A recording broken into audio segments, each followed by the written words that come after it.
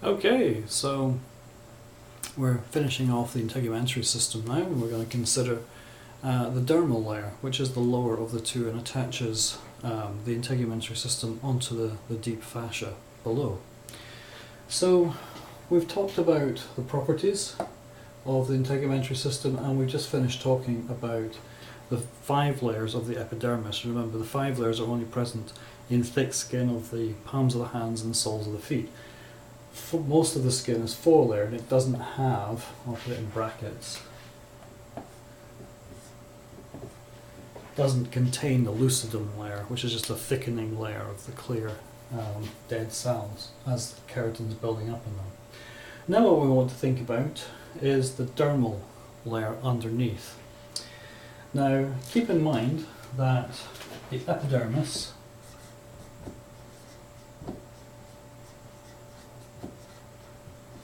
is epithelium, and it is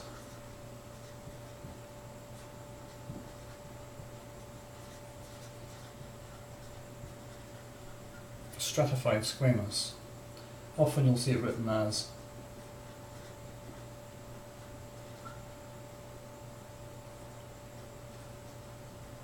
keratinized stratified squamous, because it's full of it. The dermis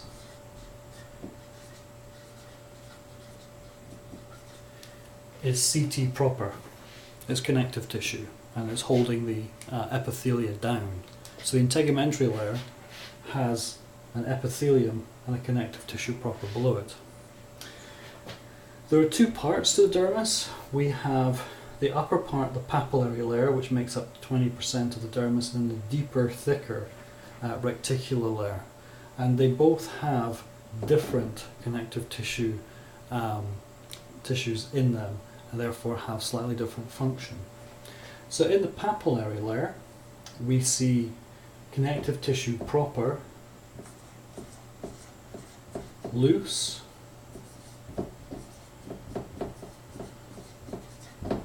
areola. Now, loose areola is just fantastic for just grabbing everything. It's like a sticky web. I'll change pen colours here to try and make it stand out a little better.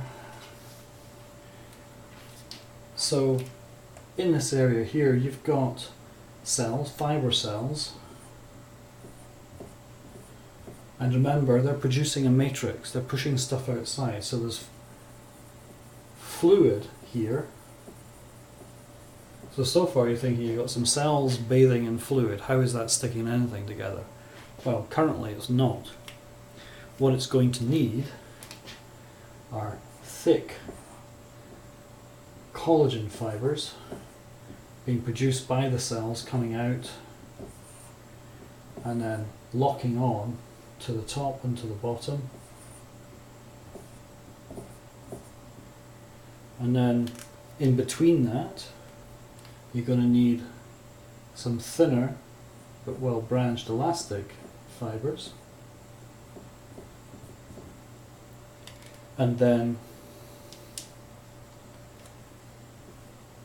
some very spidery web reticular fibres. And that's essentially what areola is as a tissue type. It's the fibre cells producing the 3 fibre types: the strong collagen, the elastic with branched elastic fibres, and then the very thin sticky spiderweb reticular fibres. And so the papillary layer, as small as it is, just grabs on like a Velcro onto the upper epithelial layer and attaches it down onto the lower reticular layer. And again, one of the important things about that, there's a lot of fluid in there, so it allows skin to be mobile. It allows it to move around and give. When we bend, the skin can bend with it because of all of this in here, giving it a lot more flexibility and movement. Another interesting feature of the papillary layer, papillary means mound or hill, a pap. So there's the strong ridge-like structure sitting between the dermis and the epidermis. And this ridge-like structure is what gives you fingerprints. The stuff coming out on the surface is actually created and the dermal layer below the epidermis, which is why peeling off your epidermis, taking away all of these layers, does not destroy your fingerprint.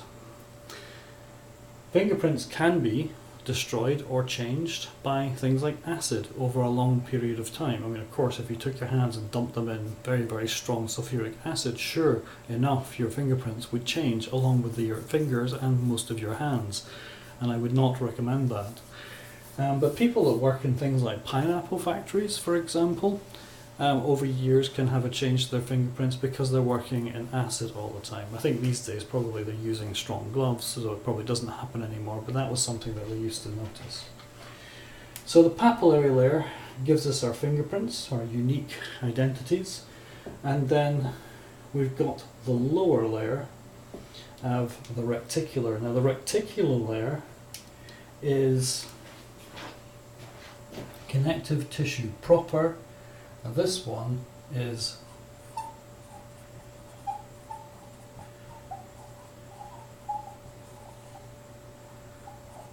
dense irregular, and if you remember, dense irregular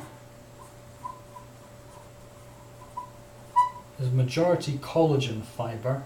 That collagen fibre is running like that, but it's also running like that, and it's also running like that. So it's webbing all the way through, holding everything tightly down onto the lower fascia. Now, inside of all of this, you have a really good blood supply. Down at the base here,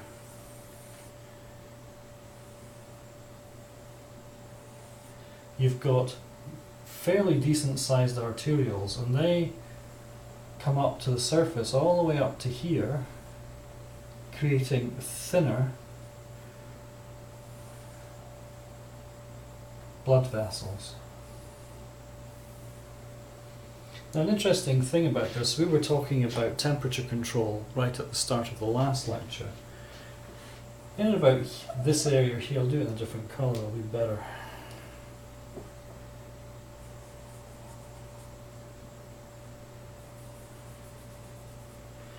When we're cool and we are not exercising, we don't need to lose heat, generally speaking, our blood flows through the lower end of the dermis, and only a small amount, a trickle, comes up here and feeds the upper cells, because there's a shunt here, there's muscle here which can close these right down and have very little moving up. But of course when we start exercising, the shunts are opened up and we get a large flow of blood up onto this area, so we can start losing heat. Other organs that we see in here, of course, down in the dermis, is we've got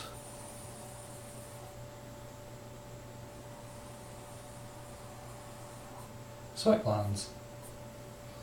So they're down, they're stimulated, and the fluid from the blood goes into there, and then it's taken all the way up through here and it's lost as evaporation up on the surface. Now we call these sweat glands, and that's good enough for us. But just to take it a little bit further in terms of clinical application, we have two main types. Well, we've got three, but from skin 2 will do. We have eccrine, and later on we develop apocrine. We've got two types of these sweat glands.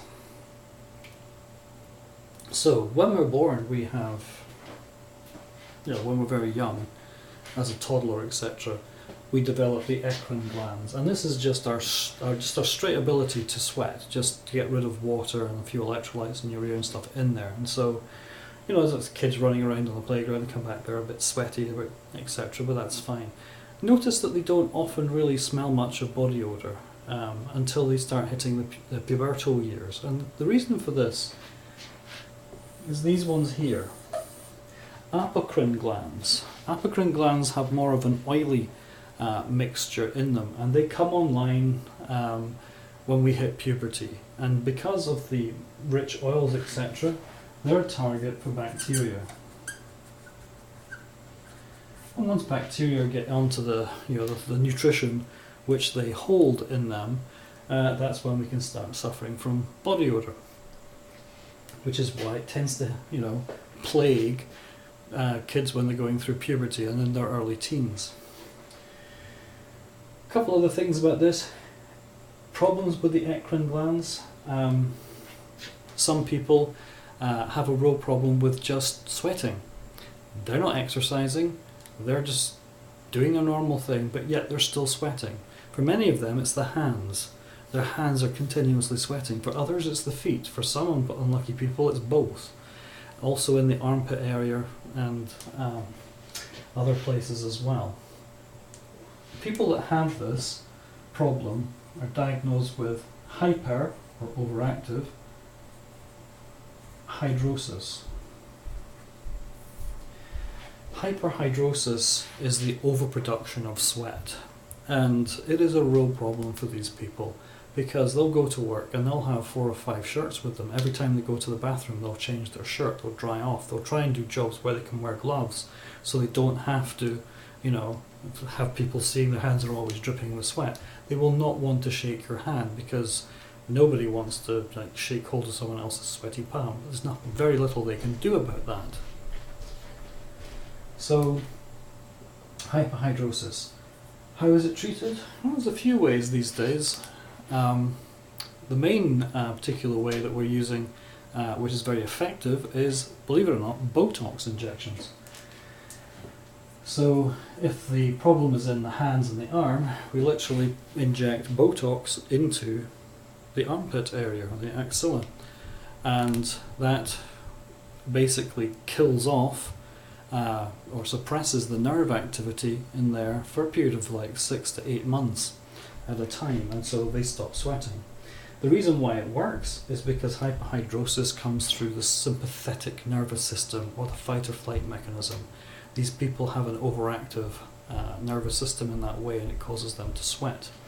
Now there is another group of people who instead do not have this, but they have overactive apocrine glands.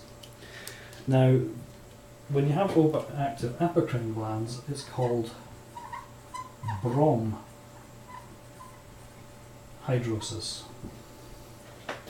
Now, of course, someone with bromhidrosis is going to smell strongly of BO. That's part of the unfortunate aspect of the condition. The other unfortunate aspect for these people is that it's not driven out of the sympathetic nervous system. It's a different mechanism altogether. So things like Botox and that simply do not work for these people. And again, it's much of a social stigma, but it's difficult for them to get out and about because they start moving around. They just naturally, continuously have this body odour going on. And I think we all understand, well, we have our, smell ourselves and we don't smell great. That's a very inhibiting thing to have. We can often go off and have a shower and make it all better again, but for people with bromhidrosis, it's simply not that easy, and many of them become housebound and quite depressed as a result. So that's our sweat glands. And the one other thing that I really wanted to mention in here, as we get another pen with the other one upstairs, is of course hair.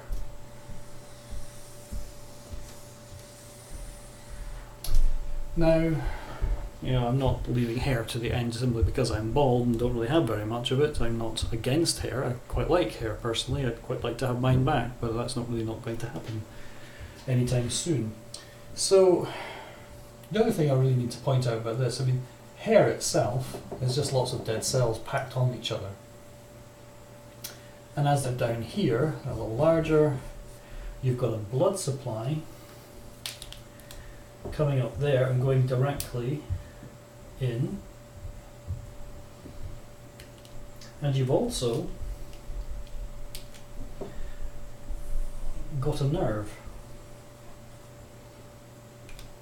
going in there as well. So when you pluck the hair out, you stimulate that and you go, ouch. So the blood supply keeps the cells down here healthy and alive. As it moves up, they die off. By the time they come through the surface, this is dead. It's dead quite far down here actually. The other thing to point out is that the epithelium here lines the hair all the way around. Now that's important because if it didn't do that, then bacteria would have an obvious route straight into the underlying tissue. So the epithelium is basically invaginated or folded in on itself, so the hair can sit literally on the epithelia, even though it penetrates right to the base of the dermis. Last couple of things. When our hair is all tangly, if you look under the microscope, it tends to kind of look like that, like it's got barbs on it.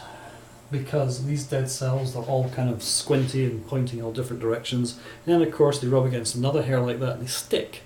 And so the hair becomes tangled and messed up. We produce another gland, the sebaceous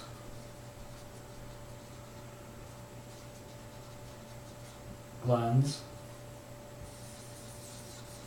produce oil, and that bathes the hair and smooths all of that out. Unfortunately, we use soap and we use shampoo and we use conditioner. Well, we use shampoo, and shampoo strips away all of this oil, and so the hair is left jagged.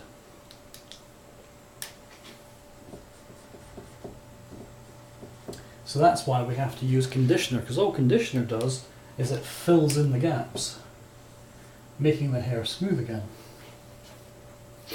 and feeling glossy. So that's essentially everything I wanted to say about the dermis. The one thing I haven't talked about in this is the nerves that we find in there. We find nerves sitting right at the papillary layer all the way down to here. They can detect temperature, they can detect pain, they can detect touch, light touch, deep touch, etc. But we'll talk about them when we get to the nervous system, so don't think we're just ignoring them. We will come back to them later on.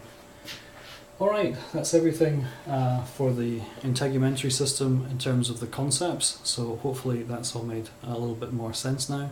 And next time we'll be talking, in the essentials class, we'll be talking about the skeletal system. In the anatomy class, we're done. So, thank you for listening.